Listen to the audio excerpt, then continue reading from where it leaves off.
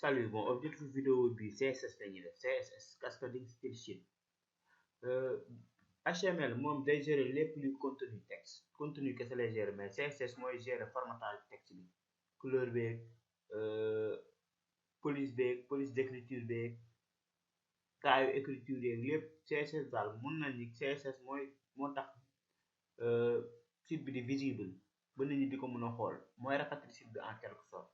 te structure CSS moo nekk nii sélecteur mooy balise bi, propriété ak valeur. léegi mais c'est en anglais bi méttiwul parce que anglais de base la, ay green, red, blue, yellow anglais de base la quoi, mooy bi ngay jàng ay ay sixième, ñenn ñi sixième, ñenn ñi CM2 yooyu na. sans plus tarder, léegi pour lier ñaari page, pour lier HTML ak CSS, parce que lien externe lañuy utiliser, am na lien interne boo xam ne ci biir page bi nga koy dugal, mais c'est pas recommandé. lien externe dañuy créer fichier CSS à part ak fichier HTML à part ñu boole ñu relier leen ñoom ñaar. li leen di relier mooy link bi, balise bi mooy di relier. balise link deux attributs la am, href ak rel. léegi ñu attaqué directement, damay def contrôle N, damay ubbi fichier bu bees ma enregistré ko ba pare, fichier enregistré sous extension. léegi ma tuddee ko style. bu la neexee ngeen tuddee ko leen neex, man maa décidé tuddee ko style.css. fii bu ma neexee ma dem choisir CSS fii, su ma neexee ma exiger ko comme li ma defoon la première fois, ma exiger ko pour mu def ko extension .css, mais point lay ne pas virgule. da ngay def tur bi def point automatiquement def extension bi mu jox la extension bi. moom lañ defoon premier kii bi ci premier kii éditeur bi. ma pare ma enregistré, mu ngi nii créé na ko style.css. ñu dem xool ko suñu site moo nekk nii, document vierge la 0 octet amul dara. léegi li ñuy njëkk def mooy dañuy connecté ñaari page yi avant ñu commencé développer. contrôle C, page 5 bi laa bëgg connecté ak sama fichier CSS, dama koy coller fii. léegi moo nekk nii link rel, ngeen def attention si espace yi. li ma bind sànq lu mu tudd style point, c'est important. su ma fàttee extension bi du jàll. après rel style sheet mi ngi nii, href link href égal style. li mooy sama fichier CSS, turu fichier bi ak extension bi. ma enregistré. léegi man sama texte la laa fi am ay liste à puce, H1 laa am ak H3 ak H2, awma paragraphe. fii dara nekk gu fi. léegi damay ñëw def sama premier fichier CSS, contrôle C.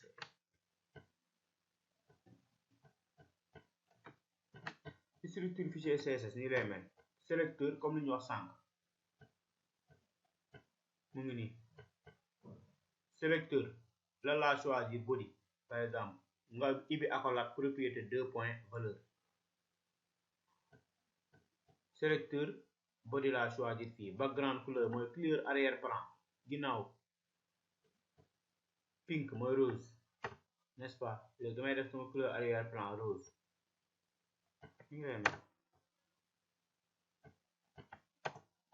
da ngay def body ibi accolade def structure bi tëj ko, ci biir la nekk lii. fii lay commencé fii de ci contenu bi ci biir bi ngay defee affaire boobu. ma enregistré page 5 ma actualisé, mi ngi nii def na ko rose. fichier bi ak fichier CSS ak HTML bokk, ñoom ñaar ci même dossier lañ ne, mais dama ko relier ak link, balise link laa ko relier. ma jël beneen propriété, contrôle C. espace bi yëpp maa ko moom, li yëpp fichier CSS bu ma neexee mën naa waat fu ma neex. léegi bii pa loolu laay choisir UL, mooy non ordonné, liste non ordonné UL. mais couleur bi laay changer, couleur kese mooy couleur texte bi. red par exemple, non ba ma def ko bleu. ma actualisé, gis nga def na ko bleu. OL, ma dem changer OL bi, mun naa def nii rek contrôle C décalawaat contrôle V OL mooy liste ordonnée couleur green mooy vert ma def contrôle S ma actualisé waat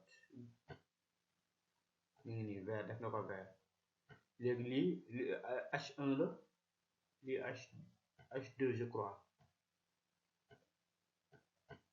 H1 ak H2 ñu ngi nii H1 ak H2 léegi troisième bi notation hexadécimale laa utilisé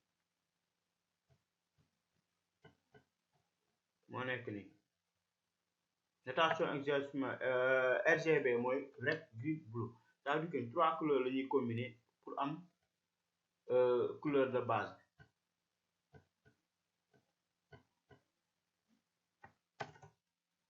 bi léegi H2 laa war a jox couleur mais damay utiliser notation hexadécimale da ngay def H2 nga def couleur 2 point RGB léegi RGB 3 couleurs la red green ak blue maa wala nuñ koy récupérer bon man en général notepad pen laa koy récupérer couleurs yi nekk nii su ma cliquer ñu ngi nii par exemple bu dee couleur bi laa soxla red ngi nii green ngi nii blue ngi nii 255 128 0 ma enregistré lancé gis nga changé na ko orange noonu ñuy changé yenn propriété merci de votre compréhension